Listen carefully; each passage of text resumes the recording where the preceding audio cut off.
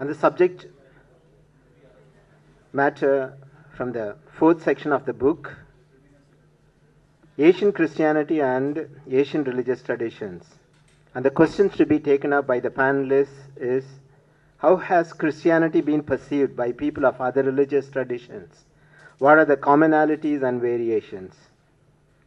And for this session, the moderator is Bishop Felix Machado.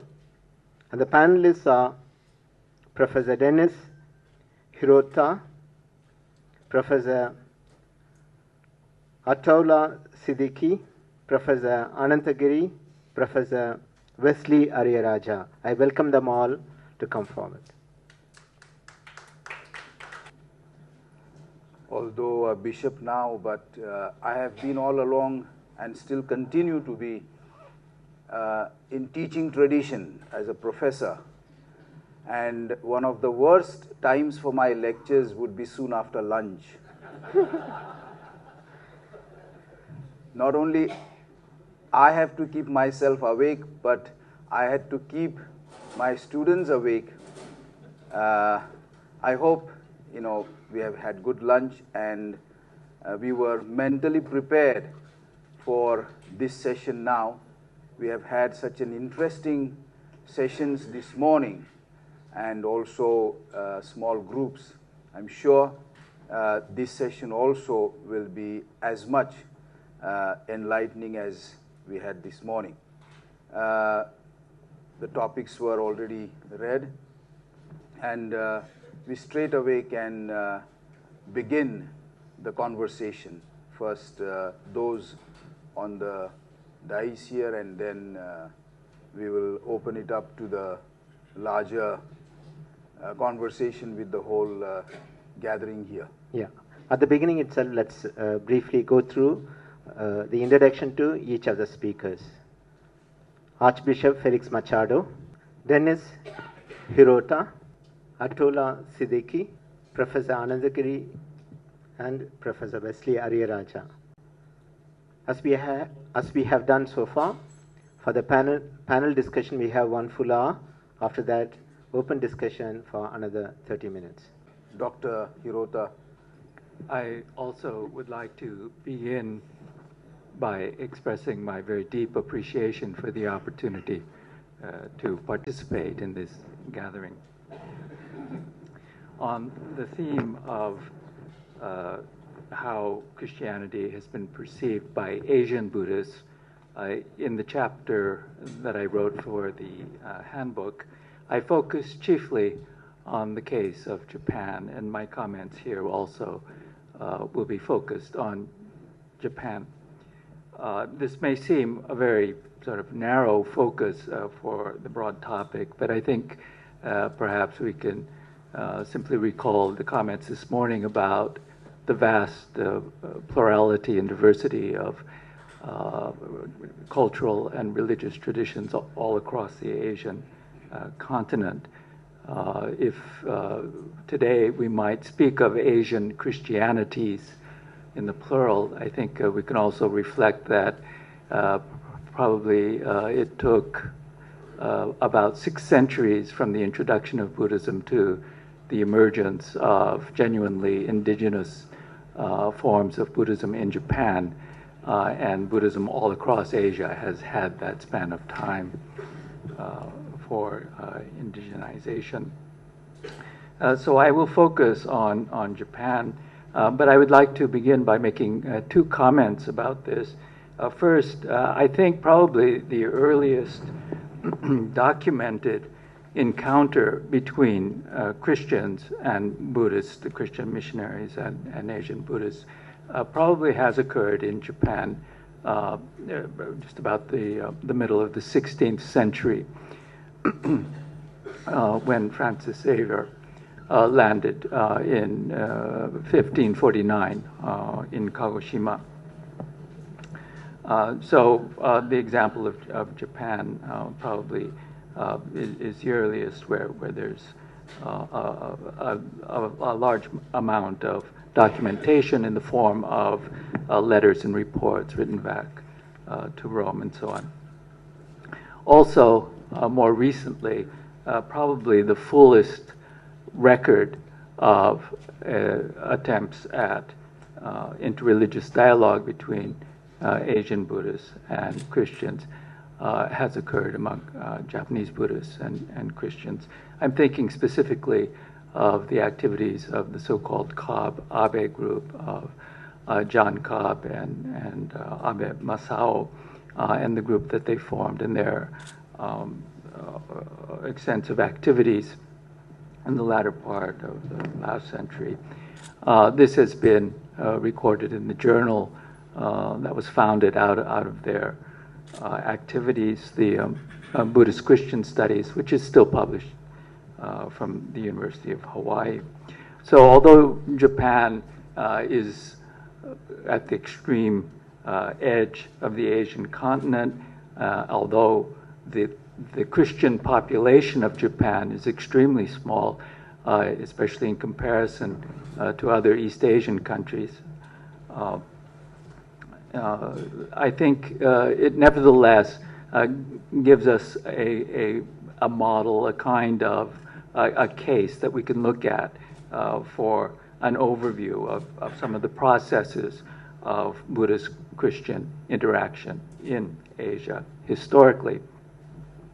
In my article, I divided the Buddhist encounter with Christianity in Japan into three periods: the so-called Christian century from the mid-16th century to basically the mid-17th century. In the 1640s, the very brutal persecution of Christians in Japan and Christian missionaries essentially eliminated all overt Christian practice in Japan. Then there was the reintroduction of Christianity from the mid-19th century. This is largely the movement of American Protestant missionaries when Commodore Perry forced open Japan again in the 1850s. One of the great concerns of Americans was already the Christian proselytization in Japan, and very quickly this began to take place, although it's only in the 1870s that the government more or less turned a blind eye. The prohibition was never rescinded, but essentially the missionary activities could take place quite freely from the 1870s, although that activity had already begun in the earlier decades. And then essentially from the last half of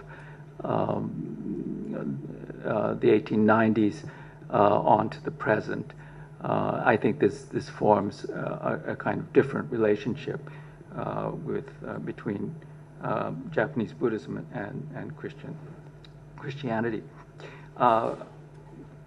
In my chapter, as I say, I take up each of these stages. They're characterized rather differently. At the beginning, during the Christian century, the first half of that, essentially the latter half of the 16th century, the Jesuit missionaries could carry on their activities in relative freedom. They were highly successful. They were able to build churches in many places throughout the country. They were able to convert daimyo in some cases. It's said that at a high point of this activity, there were 300,000 converts, this within 4 to 5 decades. And then, of course, there was a change from the 17th century, where the persecution of Christianity came to be enforced. During the second period, in the latter half of the 19th century, the Protestant missionaries were quite aggressive in their proselytization and also their attacks on Buddhism. They were armed with modern Western Buddhist studies, which was not available in Japan at the time.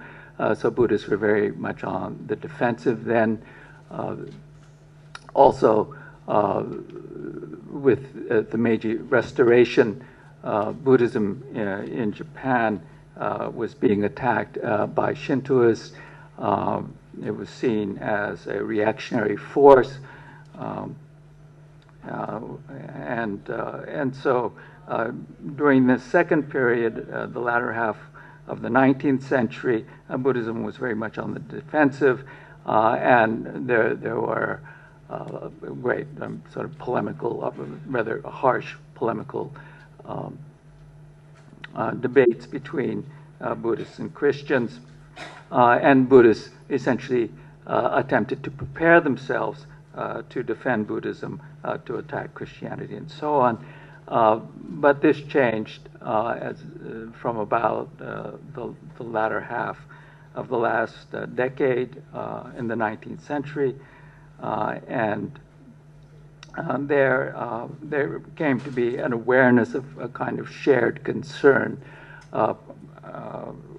among Buddhists and Christians, and Buddhists very actively sought to learn from Christians,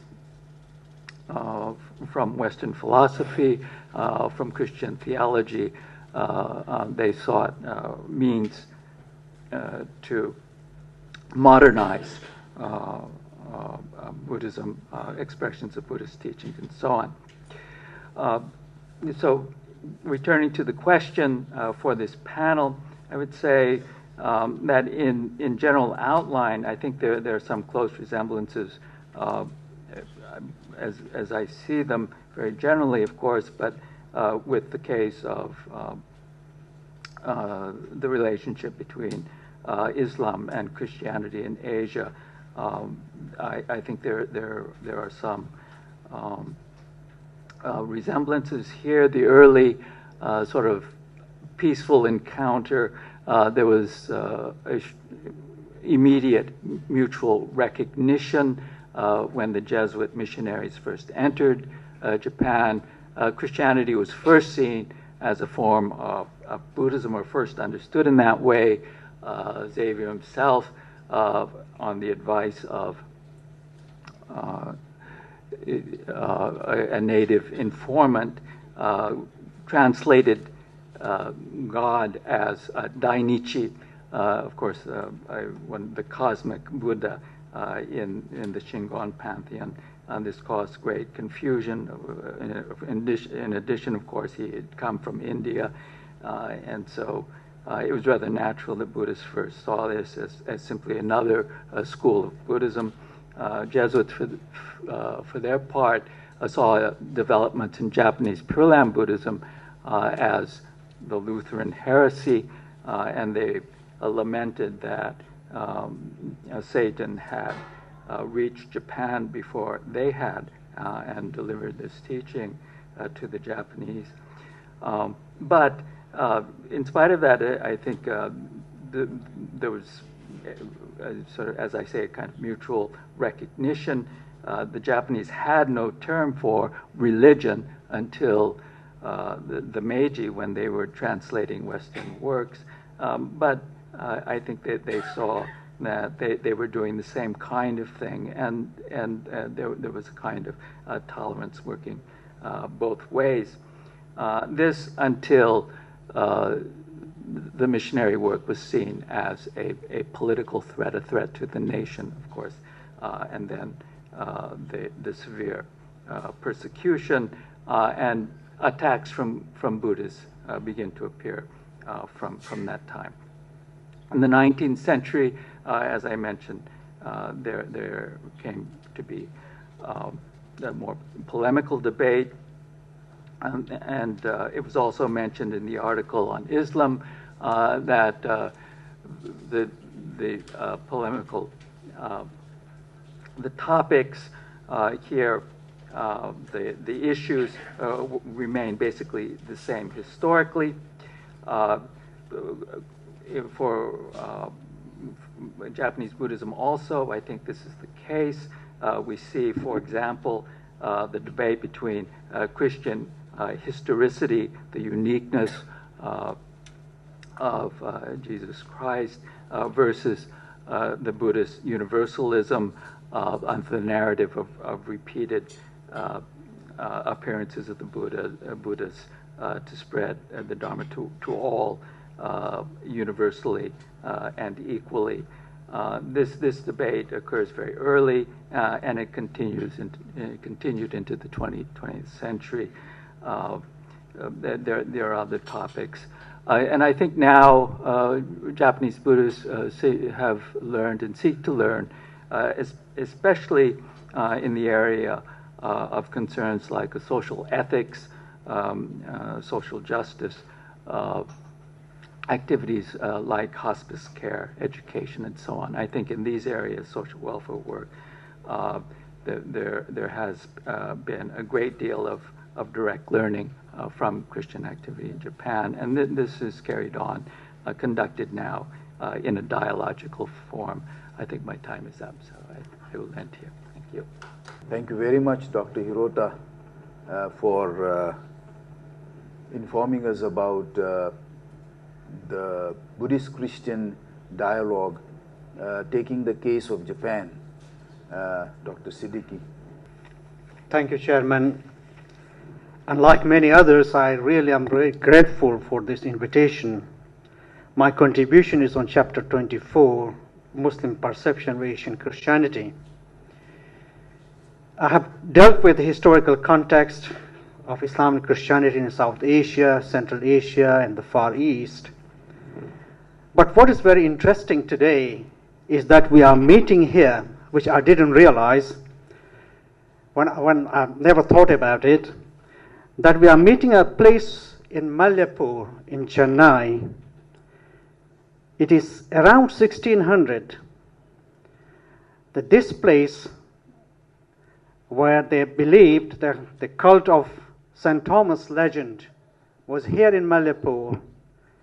His shrine was managed by Muslims. And this is the very place. And they used to call him our Sufi, our Sheikh. And we are meeting here after that period. So this is a very significant place. Until the Portuguese came and decided that it has to be changed, and since then Muslims disappeared. And now I was asked by Professor Felix to come and join that team to write something about it. So I tried. West is constantly present in the psyche of Muslims in the shape of Christianity. In South Asia, Far East, and other places.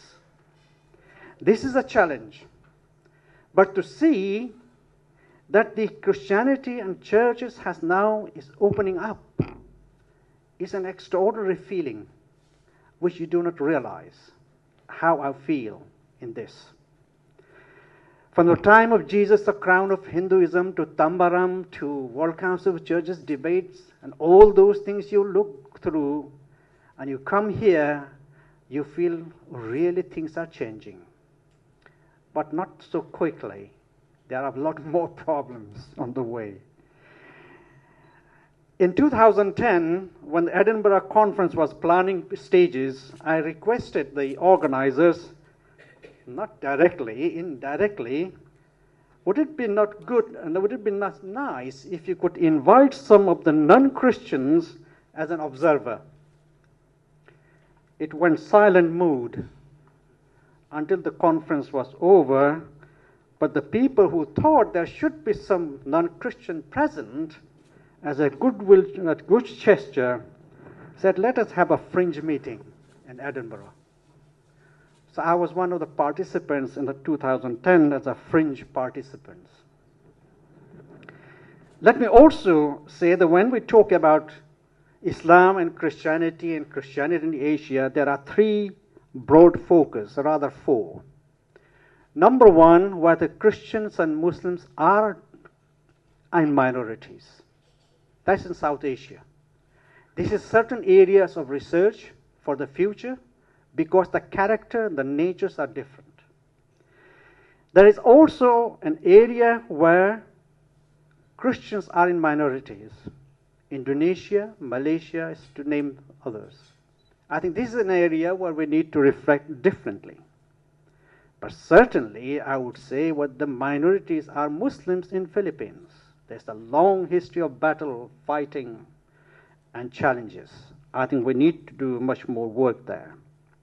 And the fourth area, which I believe is certainly is a lot more attention has been paid and a lot more has been written, is the Middle East, or West Asia you call it. So my call today will be to have those three areas visited again: South Asia, Philippines, and Malaysia, Indonesia. Of course, this also includes, when I say Central Asia, when some people are here who have done a lot of work. As far as the Christians were concerned in South Asia, they were not a problem at all. For 100 years of British presence, it was not a problem, until Karl Fanda arrived. Fanda arrived with the Munazara, with the debate, public debate. So religion became polemical, and what I have said in my writings is that polemical debate has shaped the Muslim mind even today, and is shaping still today. When I say that it's the polemical debate which is so important in the past, I would say because the debate that is shaped even the Muslims' theological thinking in South Asia. For example, the very renowned theological center where the seminary of Deoband is such an important seminary, Muslim seminary. Christianity has been understood and shaped through the prism of 1854's debate, even today. That debate is still the authentic source of Christianity. My constant request and challenges in my classroom, where every year there are theologians from these seminaries, has been to rethink, reflect, not simply how Muslims view Christianity, but how Christians view themselves. Enter in that world, see how they see it, what is so beauty in that.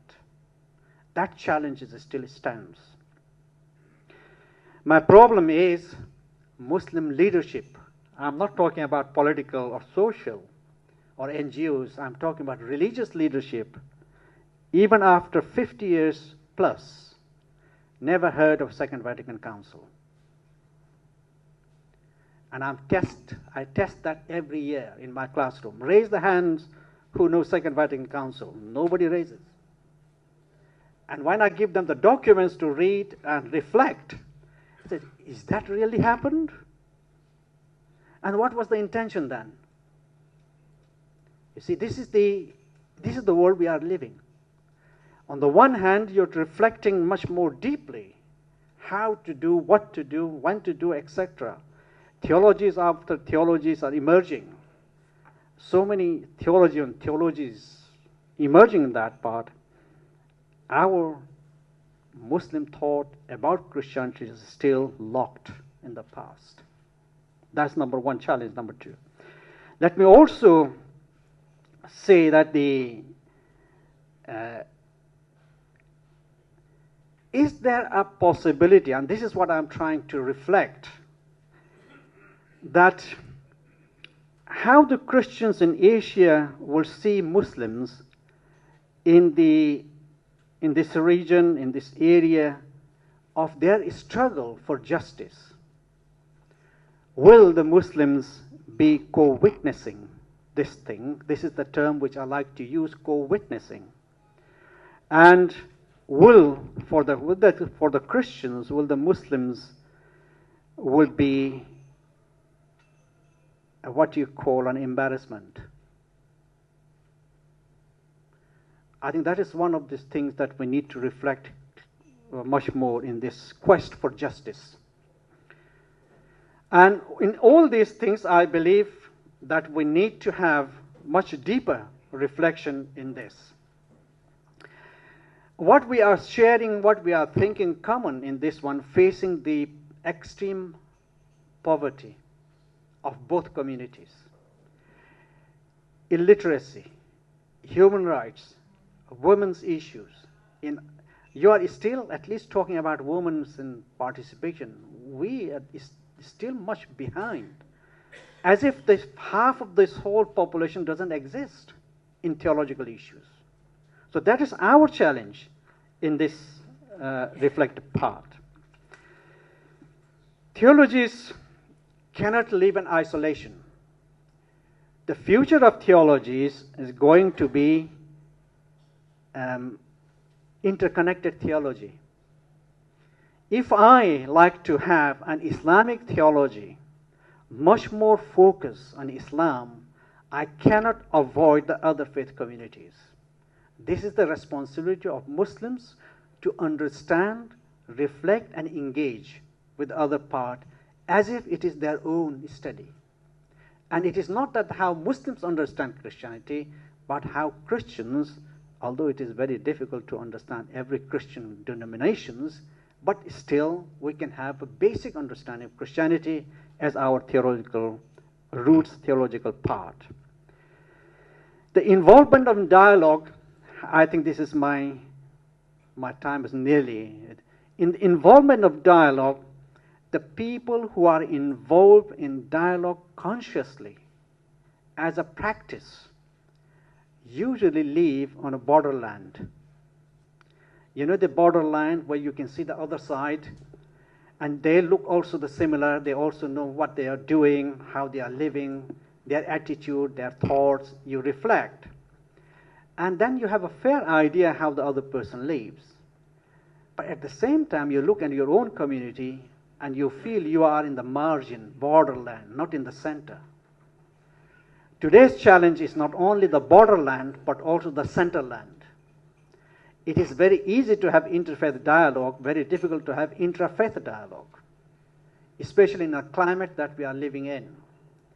So the future of Christian-Muslim relation in this region, in the past, it was shaped by the emperors, Akbar, Jesuits, and all those stories. And then after that, the Christian missionaries, institutions, churches and institutions. Now, all these institutions are now in the margin.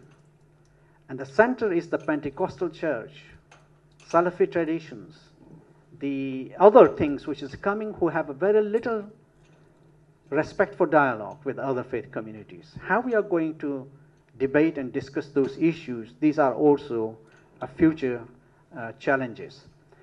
So I think this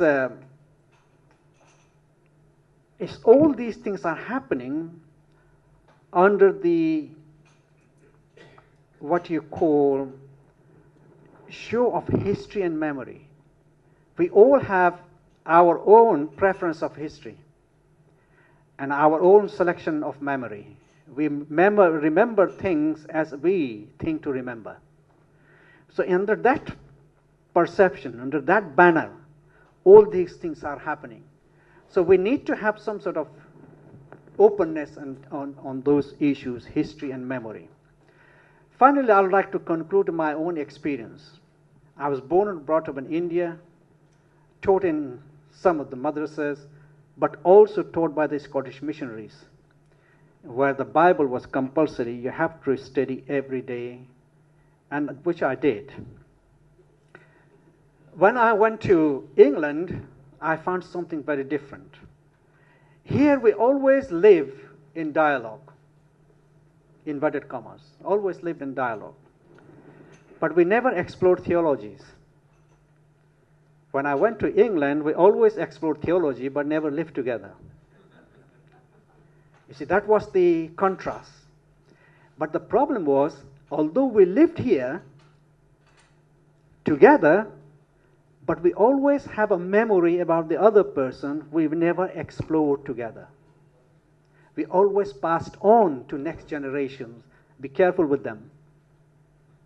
Be careful.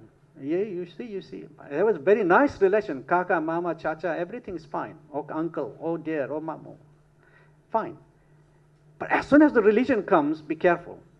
The other person is dangerous. And we never explore those things at all together. In England, we sit together, we talk a lot theologically, but very little have the discussions. And finally, in England and Europe, what I feel is the churches are much more open for Islam as a part of debate of Christianity. In Asia, we have not been able to open that debate yet. Is Islam part of the Asian debate or not? This will be the future debate and future relations past. Thank you very much. Siddiqui, being myself from here, from Asia, from India, I was struck by your sentence that both Christian and Muslim communities are poor. And this is so true. And I immediately thought of, at least from the Pontifical Council, 4 forms of dialogue have been identified. And dialogue of collaboration has been kind of recommended so often. But I think what the sadness you feel that we don't seem to be aware how much more could be done if these 2 communities focused on the poverty of our communities, especially in South Asia, India, Pakistan, Bangladesh, Sri Lanka. I think time has come to focus on that, and that would also be one of the future challenges for us in Muslim-Christian dialogue. Dr. Giri. Good afternoon. I would like to refer to my participation in this book and invite us to explore further some of the issues emerging from my contribution with this paragraph of thought. It goes like this: Christianity is a doctrine of interpretations. Christ presents himself as one who is there to interpret a preceding scripture, what we call the Old Testament. And the Old Testament itself is highly mysterious. For the moment, I am not telling who is the writer of this paragraph of thought, lest our response gets prejudiced. But if this is a mode of engagement with the Christian path, that Christianity is not just an architecture of dogma, but a journey of interpretation. And if Christ interpreted a preceding scripture, then what were the processes in this journey of interpretation?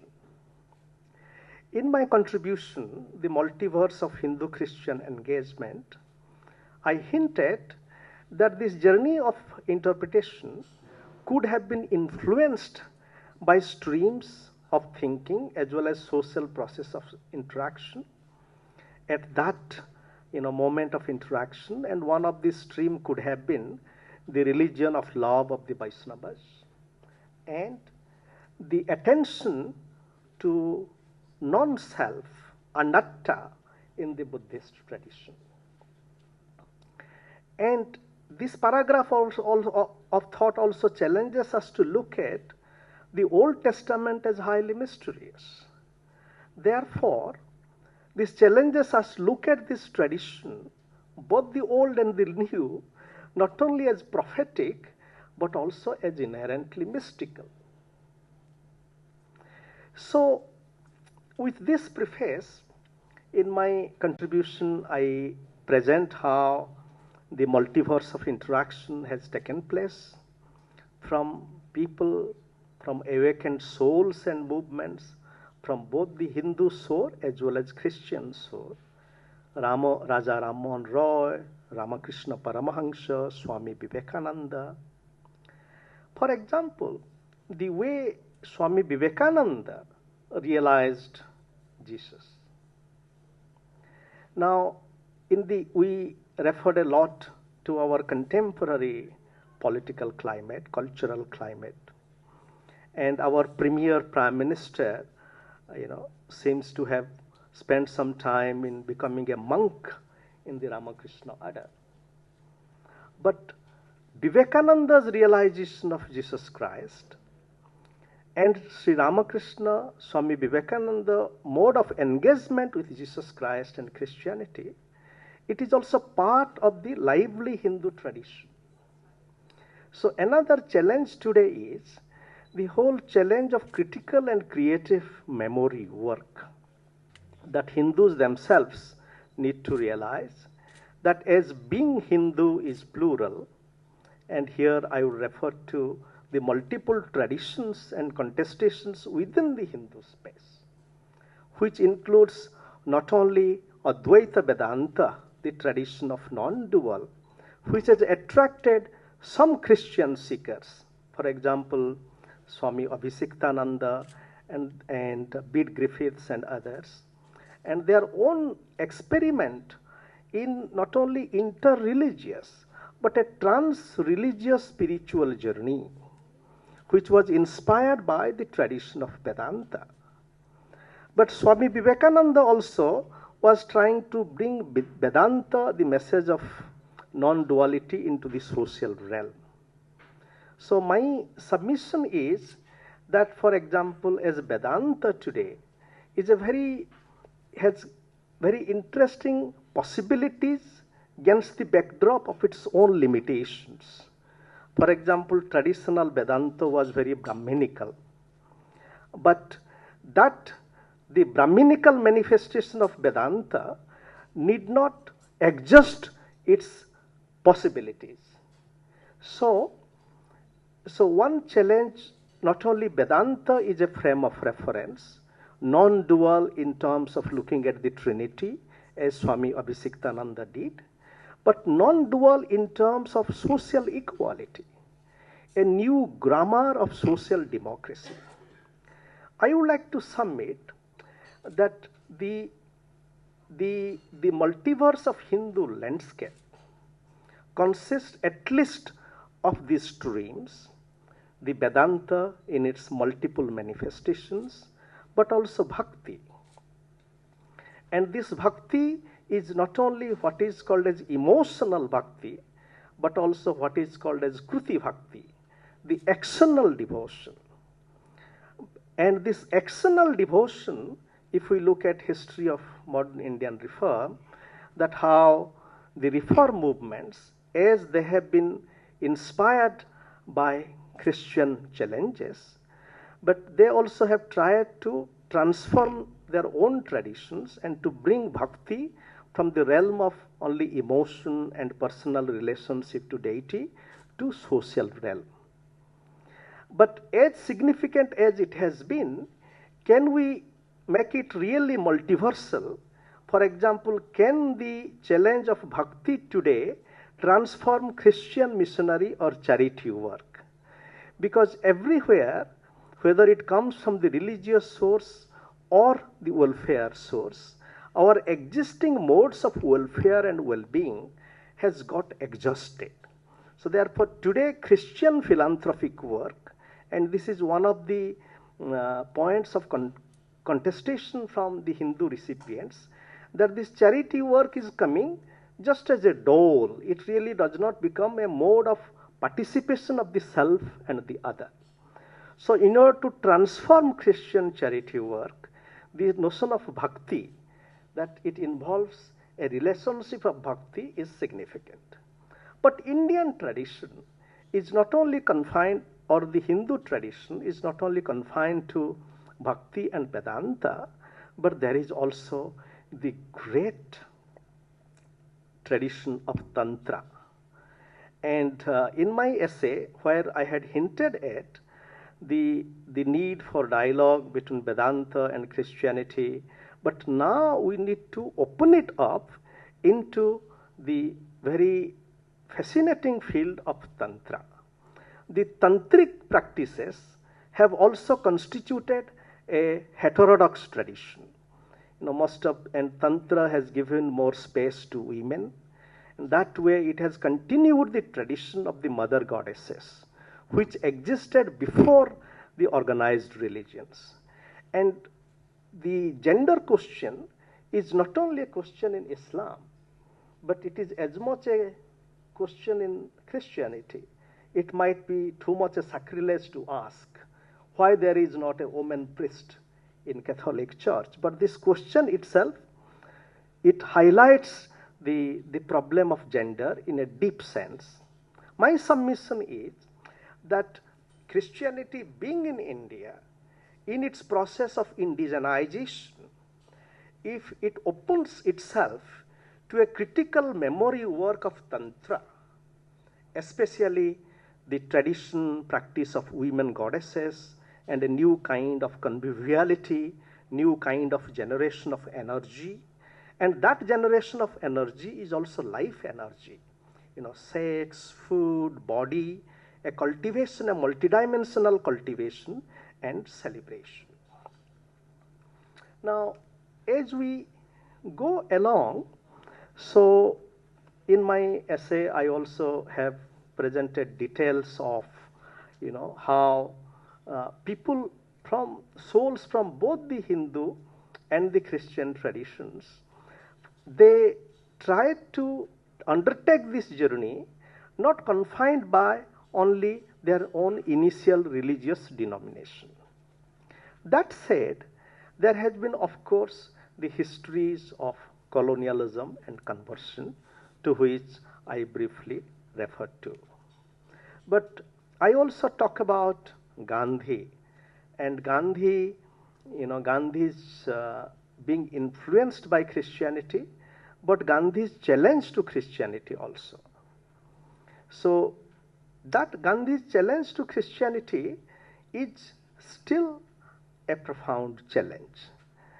And that challenge is a challenge for non-violence, a challenge for a different kind of missionary work.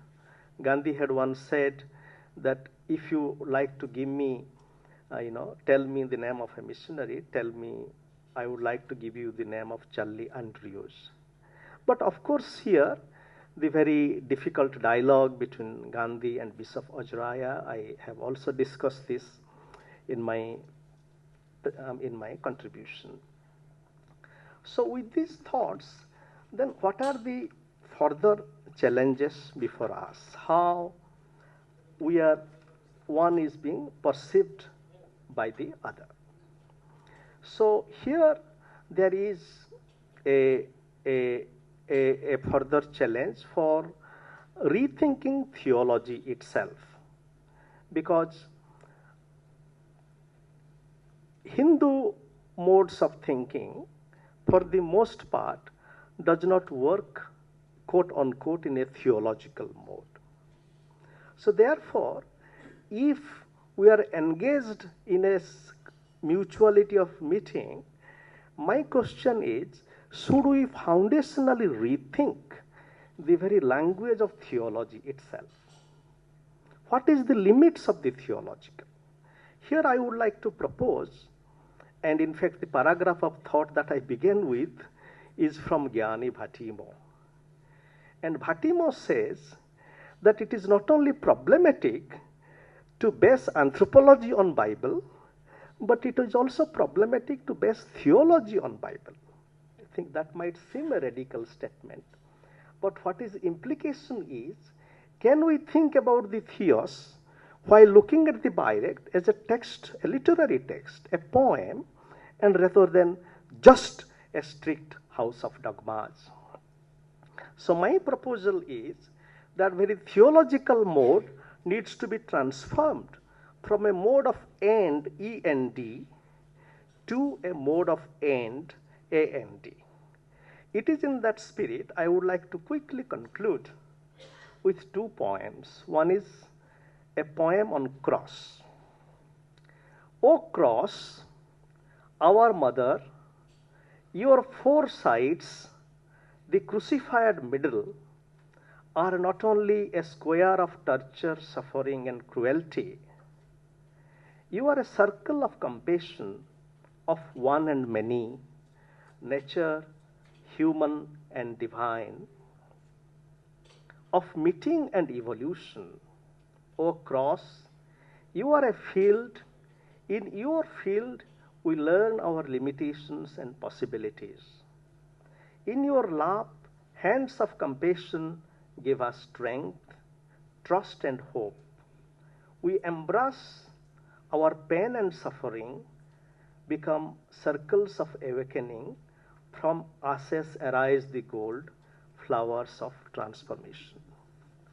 Finally, since we spoke a lot about how Christianity is being perceived by the other religions, my concluding lines are again a poem, and it begins with Sachidananda. Sachidananda, Sat Chit Ananda. Is it Trinity, Father, Son, and Holy Spirit? Sachidananda, Sat Chit Ananda. Where is the mother? Where is the grandmother? Mary as mother, Madonna of compassion. Where is Black Madonna? Where is Anna the grandmother, the Madonna of strength and wisdom? Where is Sophia in Trinity? Where are the grandchildren?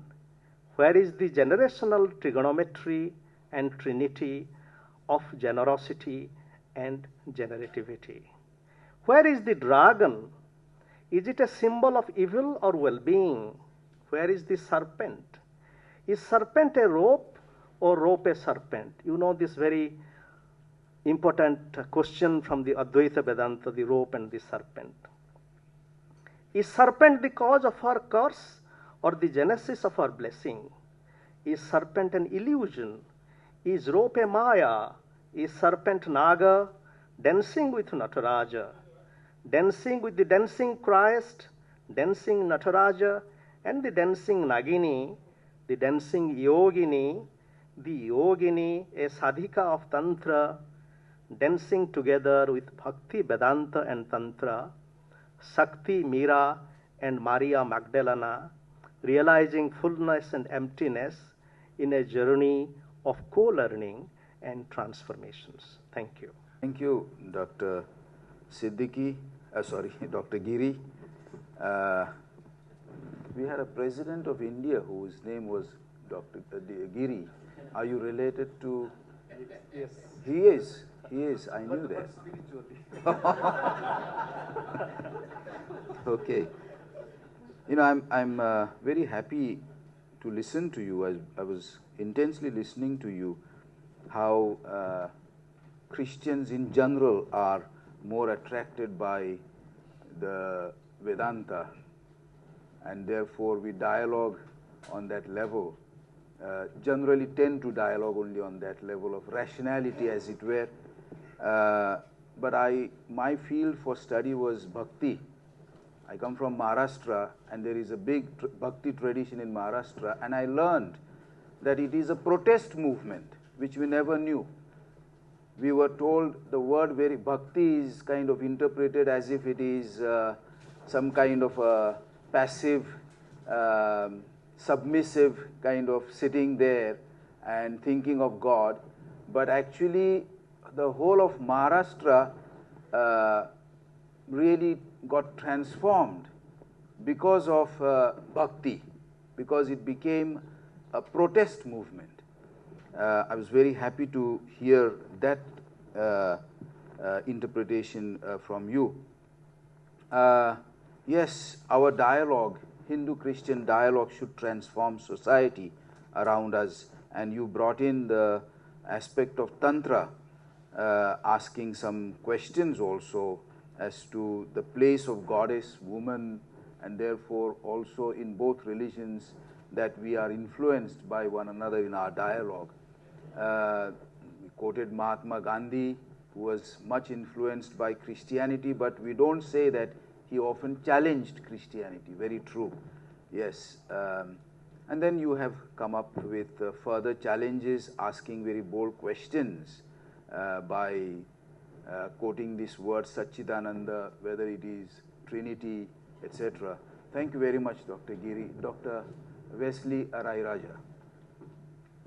I would also like to begin by adding my word of thank you to Felix and to editorial board for inviting me to write and for the invitation to this meeting. I wrote my article for the handbook on changing paradigms of Asian Christian relationship to other religious traditions. And what I hope to do in the 10 minutes that I have is spend a few minutes just to give you an idea of what I try to do in that article about the changing paradigms, and then go on to say a few words about what I think are some of the challenges that we face in interfaith relationships, first as Christians, and then as people of different religious communities. Now, basically, I have divided the changing paradigms into 5 areas. There have been 5 major shifts, mostly because of historical developments that took place in Asia in its relationship to the political and social dynamics. First was what I call the pre-colonial relationship between Christianity and other religions, which came in the form of the Nestorian, Armenian, Chaldean, and especially Syrian traditions. As the morning it was said, the Syrian tradition that came is still into Malabar, is still in Kerala. And that was a time in which Christianity saw its relationship with other religious traditions in terms of integration.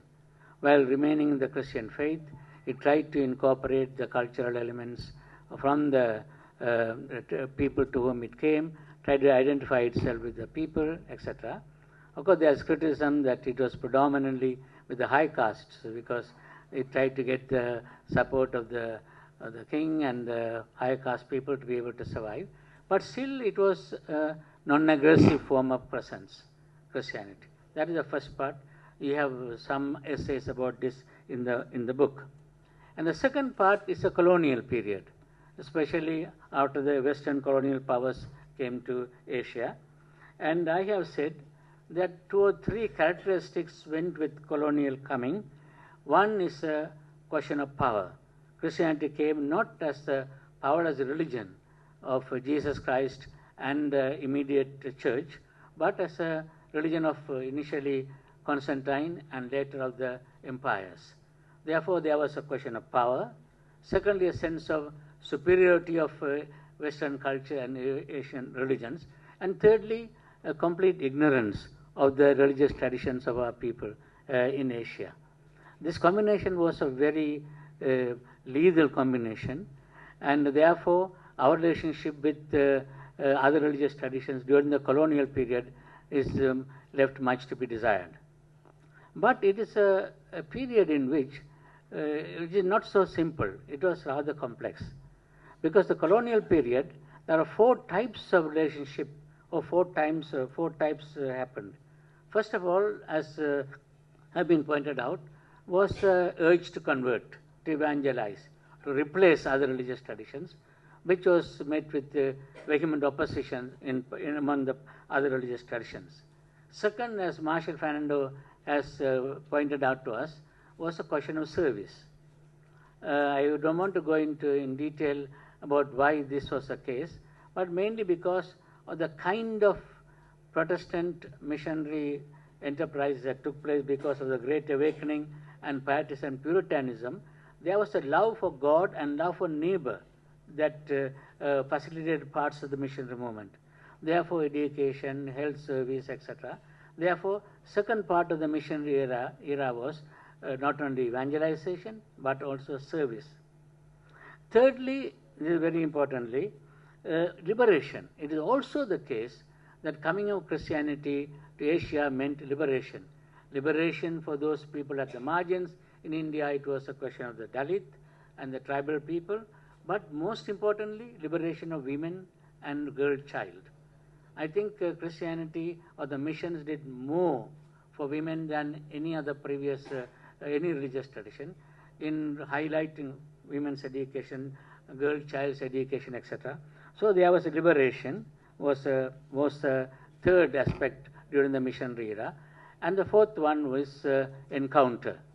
We had some number of examples of an attempt to encounter the other religious traditions at various levels. And because of that, we have indigenization, enculturation, all those things happen. But there was also an encounter, also coming to terms with the reality of the religious tradition, trying to study their scriptures, trying to print their scriptures, trying to make them popular in the Western world. Therefore, it is a very, very complex period, this colonial period. That is a third. Then, of course, the post-colonial is a third, after the independence of Asian countries, where when Christianity, which had a sense of majority, became actually a true minority in most parts of Asia, there was a realization that the future of the church and the Christians is tied up with the nation and with its people. Therefore, a lot of changes took place in Christian attitude to other religious traditions, which can be generally talked about a period in which we developed dialogue. We want to enter into a relationship of dialogue, and in order to try to begin to work with them. And those are the three major periods I have identified in my article. And then I had gone on to what is happening in the contemporary religious thinking beyond dialogue. And this is made necessary by the Christian, the approach or attitude of other religious traditions to Christianity. Now, we have heard from partners from other religious traditions how they have perceived, but how do I as a Christian look at the perception of people of other religious traditions of my religious tradition? And this comes from long experience of talking to people of other religious traditions. I think there are four things one can identify. First of all, especially in India, but everywhere, the people of other religious traditions made a sharp distinction between Jesus and his teachings and the church and its teachings. It's fascinating. Not only is Gandhiji, but even ordinary ordinary Hindus will tell me we have no problem with Jesus and his teachings. Our problem is with the church. Does it mean how far the church has moved away from Jesus and his teachings? But certainly the people who do not have Jesus, problems with Jesus and teaching and his teachings, have a lot of problems with the church. That is one thing that I have observed.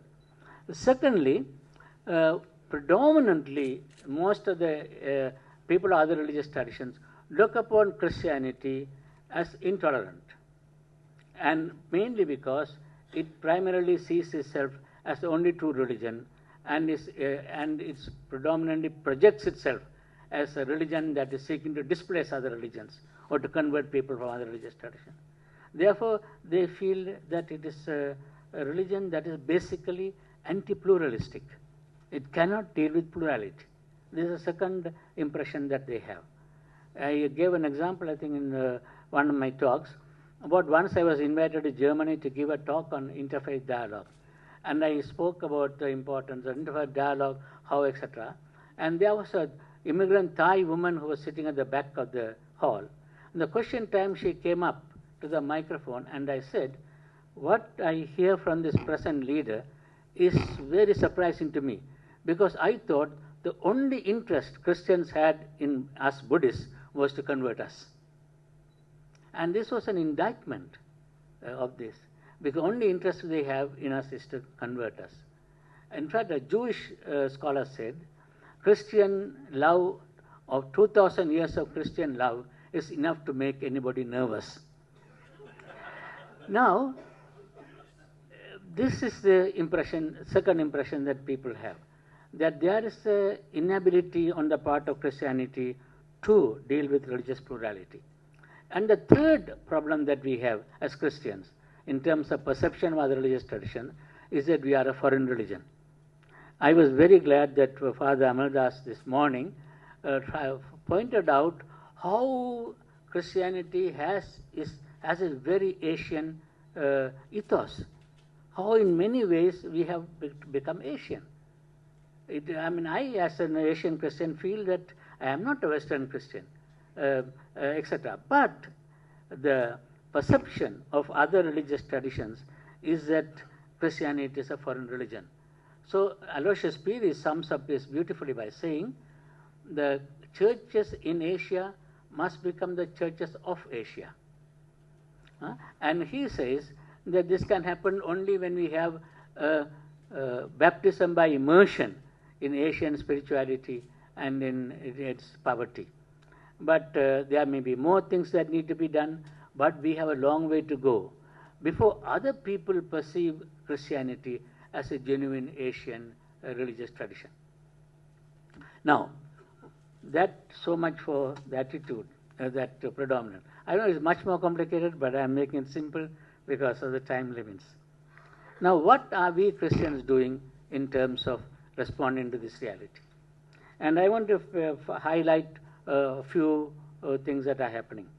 First of all, in recent years, at least the last 30, 40 years, we have started a much more serious reflection on what is called theology of religions. We had a theology about other religious traditions, and Christians are now seriously rethinking what do we think theologically about other religious traditions. Does God listen to the prayer of a Muslim or a Hindu or responds to a cry of a Buddhist person? Is God the God of all people, or are there many gods? A Hindu god, a Muslim god, etc. This is a question that never occurred to us. Therefore, we are beginning to ask whether the theology about other religious traditions that has helped us is any longer useful. And there are many people have been working on this question, but we are yet to come up with a satisfactory answer. Now, I am one of those who teach theology of religions as a course in the seminary, in the Drew Theological Seminary. I found that particular approach has run its course, and we have not come up with any satisfactory ways of theologically rethinking the reality of other religious traditions. And I have come to the conclusion the reason we do not have an adequate theology of religion is that our Christian theology is incapable, as the received theology, our classical theology, theology of our churches is incapable of accepting the reality of other religious traditions as religions that relate to God or to have their own satisfaction. Therefore, unless we rethink Christian theology all the way, our doctrine of God, our doctrine of sin, our doctrine of Christology, our doctrine of salvation, our doctrine of mission, understanding of mission, unless we rethink our Christian theology, we will not be able to have a meaningful Christian faith that can relate to neighbors of other religious traditions. Therefore, rethinking Christian theology is a second challenge that we are having. I myself have attempted to do this in a most recent book that I have written, Your God, My God, Our God, Rethinking Christian Theology, in order to animate a new discussion on this subject. And the third is what Felix and Sebastian Kim and others are trying to do, is to really bring Christian theology into the public square and to ask, can we do theology not for Christians but for the community in which we live, addressing the issues that we face. So that is also a very important step that has been taken to liberate Christianity from its bondage to the church. Liberate Christian faith and the gospel from its bondage to the church, in order to liberate it to be able to be at the service of the community of which the church is a part. So this particular new initiative is also something that is very important. But I want to go one step more. I have 2 minutes, I think, or conclude. So I want to say the last word like this. I think Wilfred Cantwell Smith was on target for our times when he said we are entering a period of history in which the religious traditions are becoming strands of the common religious history of humankind. We have come to a point for a need for a wider ecumenism. We have had Christian ecumenism, but we need an ecumenism of religious traditions. Our future is together, and we need, as community of communities, to begin to work together. All religious traditions need to rethink their attitude to other religious traditions. all religious traditions need to rethink their theology and their teachings in terms of religious plurality. And all religious traditions should stretch out their hands so that we can develop a wider ecumenism that can be at the service of the human community. Thank you. It's like living again together when Wesley was in WCC and the Vatican had a very close relationship also for interreligious dialogue, and wonderful things used to happen, and I used to wait for that when Wesley was arriving, because he would always come with original ideas and get us going. Thank you very much, Wesley, for that. We will now have some time for the panelists to get in conversation with each other. I would like to propose one line of thought to do that. Just a few comments as you were talking, how each religion is also kind of a plural and not a uniform kind of reality, but it is a complex reality of each religion. So when we talk of interreligious dialogue, I was told that the preferred word is interfaith dialogue in English than interreligious dialogue, and I asked why. And they said, because we don't dialogue with religions, we dialogue with people. And so faith is more identical to a person than religion is, so to speak. Religion seems to be like a system, etc. And what I take from this is like in India, people ask, so you are in dialogue with Hindus? Now there are so many Hindus, from one end to the other end. It's a broad spectrum, Hindus. There are Hindus who are very deistic, theistic. Hindus who are also atheistic in a certain sense, religious atheism, I mean, in the Hindu context. If I travel leaving Maharashtra, and I did, because of this whole cult of Vithoba, the whole bhakti movement, and the pilgrims come from Karnataka, pilgrims come from Tamil Nadu, so I had to come here also. Why are you coming there when you have some kind of Hinduism here? So just to give an example of Hinduism, so is with Buddhism. In Japan, my experience was so many types of Buddhism. There are, of course, the classical, so-called classical, but there are also new religious movements of Buddhism, as it were. Islam, I need not talk also. I think so, dialoguing in Hinduism or in Buddhism, Buddhist Christian, Hindu Christian, Muslim Christian dialogue, I think we have to take this, this fact into account, that it is a complex reality and not just a monolithic kind of reality.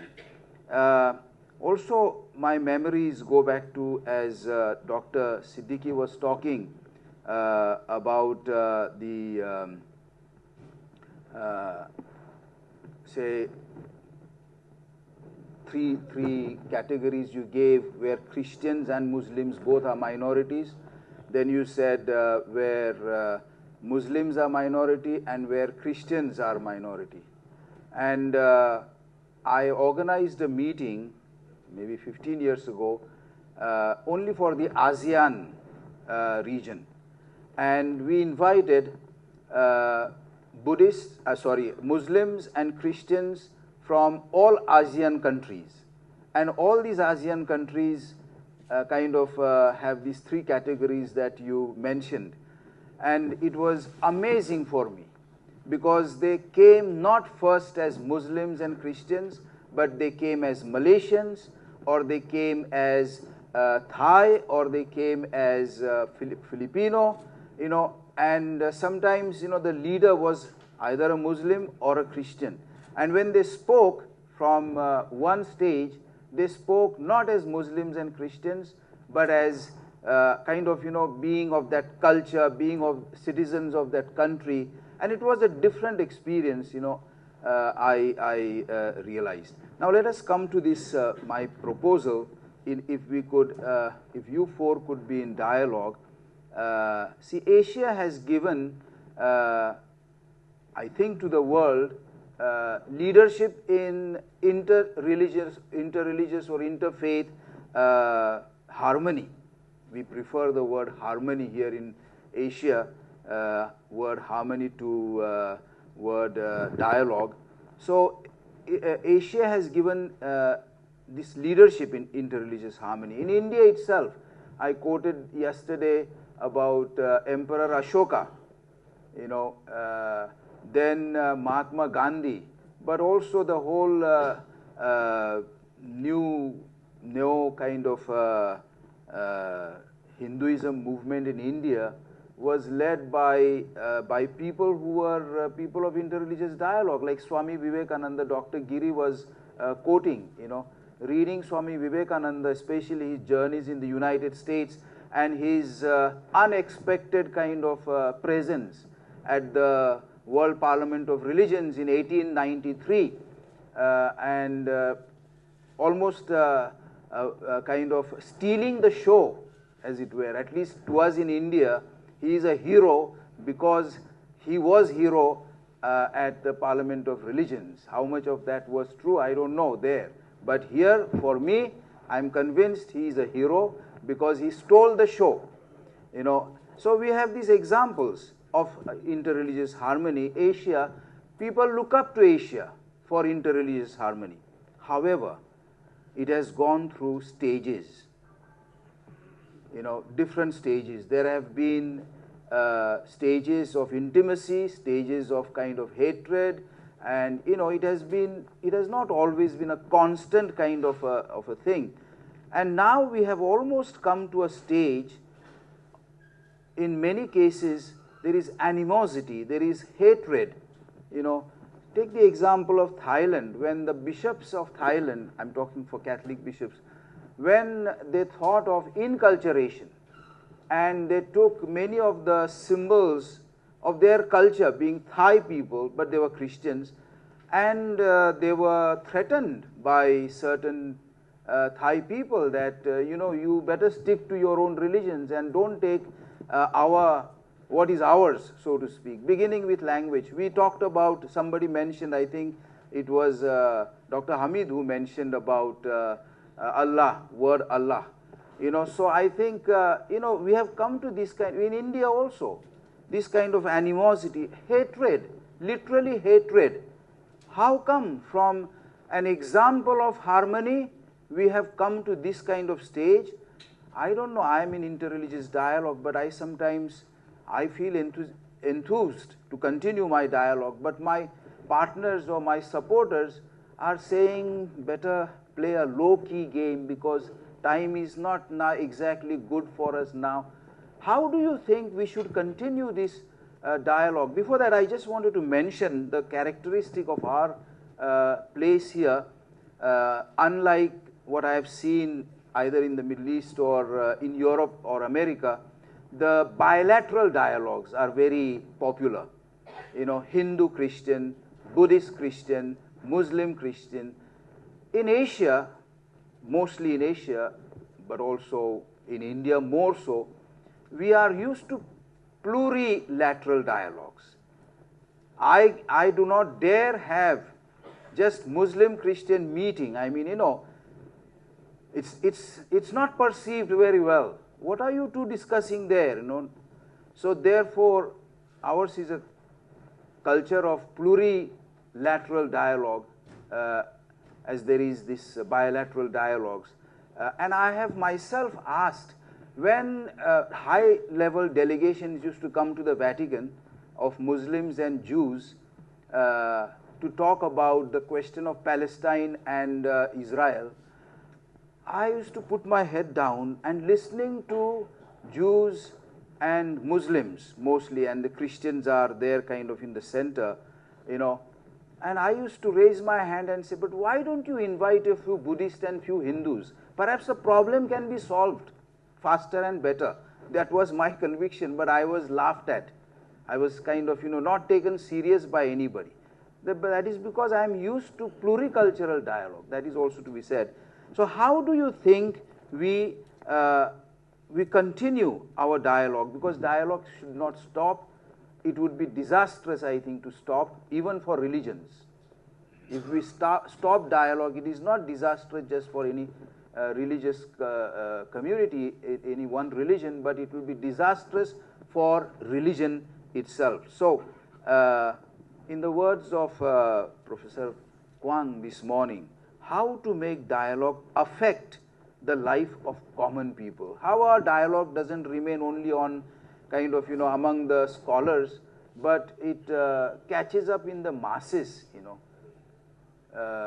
It's so difficult sometimes to kind of, a few of us get together always, but what about the masses? Why doesn't it affect the masses? That is, if I hope you have understood, if we could just speak about that. Please, Dr. Siddiqui, you can start.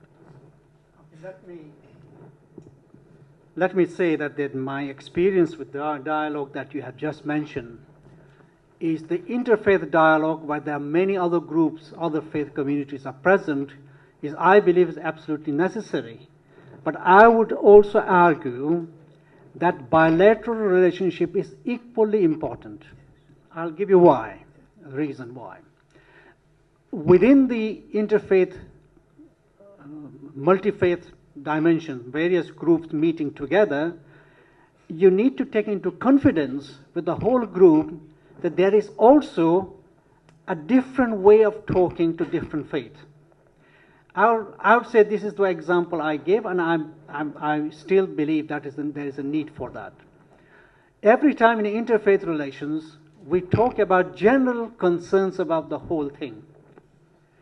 But we will never raise the issue how Sikh views me and how I view a Sikh. This will rarely, very rarely will come in the interfaith broader context. But the moment we had the Sikh-Muslim relationship, immediately you will see Sikh was saying what the Mughals have done to us. How the Mughals have done to us. And especially Muslims will say what we have done to 1947. Each one has a different memory. That needs to be addressed in bilateral relationship. Although it needs to be with the taking into confidence with all others. So I will argue that I have some other examples, but I think there is a need for bilateral relationship without making any suspicion. That's the important part. Secondly, that you raised the issue of the cultural, intercultural relations and other things. I think we are have a long history of our intercultural relationship. But you can see the use of Allah become a big issue in Malaysia, but not an issue at all in Arab. They use every day Allah in Arabic. And Christians use that term. So it's not an issue. But I think there are things have been done in the past which has created suspicion. I'll give you one example. I think this approach of contextualization of mission started in Bangladesh in late 60s and early 70s by Phil Parshall. This is one example I'm giving you. To say that how you make your churches Muslim-like. They don't call church a church, call it Masjid Isa. Now that has created suspicion. What is happening here? This was not in consultation with Muslims, but it was internal mission debate to impose an idea in a cultural context. So there's a long list of things which Phil Parshall says in several books that there is a need. And these things were applied. Suspicion started, and this has gone far. I think it's gone up to Malaysia and other places. So this contextualization approach without the consent and involvement of the others has created the problem. So this is what I submit in this relation. Thank you. Thank you very much. Okay. Yes. Okay. Dr. Wesley, you want to intervene? Only if you want me to. Yes. Thank you. You know, one of the big problems that we have in interfaith dialogue is that almost when you really take it down to the level of the congregation, always we have to enable people to unlearn what they have learned and to relearn attitude of dialogue. Therefore, I have a feeling that what we are doing in our religious traditions is to build in exclusive attitudes, exclusive ways of understanding, exclusive identities, etc., from childhood. And then we are expecting them to behave in a very noble, pluralistic way when they grow up. Because so we have to all the time convert the Christians from a missiological approach to a dialogical approach in the congregation. This had been the uphill task for me when I was a director of Interfaith Dialogue Program. The easiest part was to develop dialogue with other religious traditions. The hardest part was to convince the congregations. Immediately, John 14:6, I am the way, the truth, and the life. Now 28, Matthew, go out into all the world and preach the gospel. So I said, what will I do in retirement? I said, I will write Sunday school syllabi. We teach exclusivism in our religious traditions from childhood. We teach them we are the only true religious tradition. We do not develop identity in relation but in exclusivism.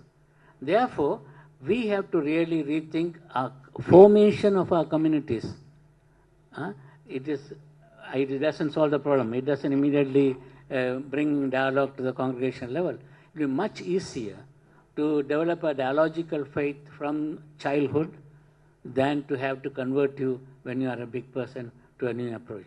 So this is a very massive challenge and will meet with lots of resistance.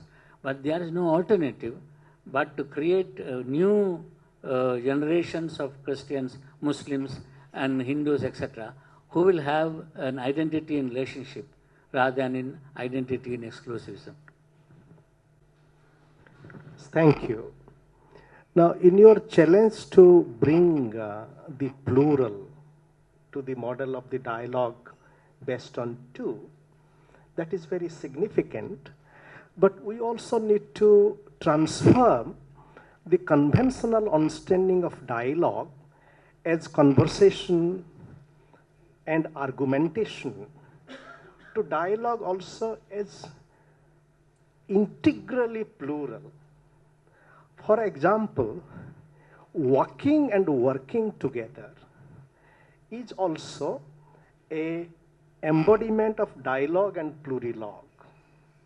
It is in that sense we need to engage ourselves with a very foundational rethinking and a new mode of practice of dialogue which moves from the classroom to the vast expanse of earth and sky through activities like co-working and co-laboring. This also challenges us to rethink the plural, because neither plurality or pluralism is enough. A societal existence of supposed plurality does not ensure an attitude of pluralization. So we need to transform pluralism to pluralization through manifold processes, including what can be called as meditative verbs of co-realization. It is in that process, dialogue is not just harmony, because neither dialogue is predicated on consensus, nor harmony is bound to harmony. So both dialogue and harmony arises with conflict and confrontations.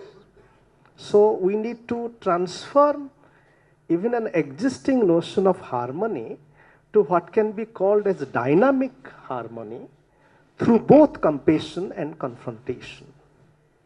So it also invites us to rethink the singular plural. When you say, when you are in dialogue with Hindus, what kind of Hindus? Any dialogue that you made, it begins with a soul, let us put it that way. But that singular is not just bound to that singularity. That singular is a breeze to the plural. And finally, Swami Vivekananda is not just a hero because he stole the soul. Swami Vivekananda is a bhikkhu. He is a sannyasi. The point is, what is the challenge of sannyasa to thinking of religion. And I would like to conclude with a thought from Charles Taylor, who in a recent work, Charles Taylor, who got the Templeton Award for Religious Understanding, in a very recent word, he challenges us to bring the forest dimension to our religious organization. And I would conclude by invoking that tradition from Indian tradition called as Vanaprastha, where in stages of life, life must not be a perpetual cult of adulthood or youth. One must also be in the forest. And he says, I am tempted to speculate further and to suggest that the perennial human susceptibility to be fascinated by death and violence is at base a manifestation of our nature as homo religiosus. From the point of view of the forest dweller, it is one of the places this aspiration for beyond most easily goes when it fails to take us to the forest. This does not mean that religion and violence are alternatives. On the contrary, it means that most historical religions have been deeply intricated with violence, from human sacrifice down to intercommunal massacres, because most historical religions remains only very imperfectly oriented to the forest.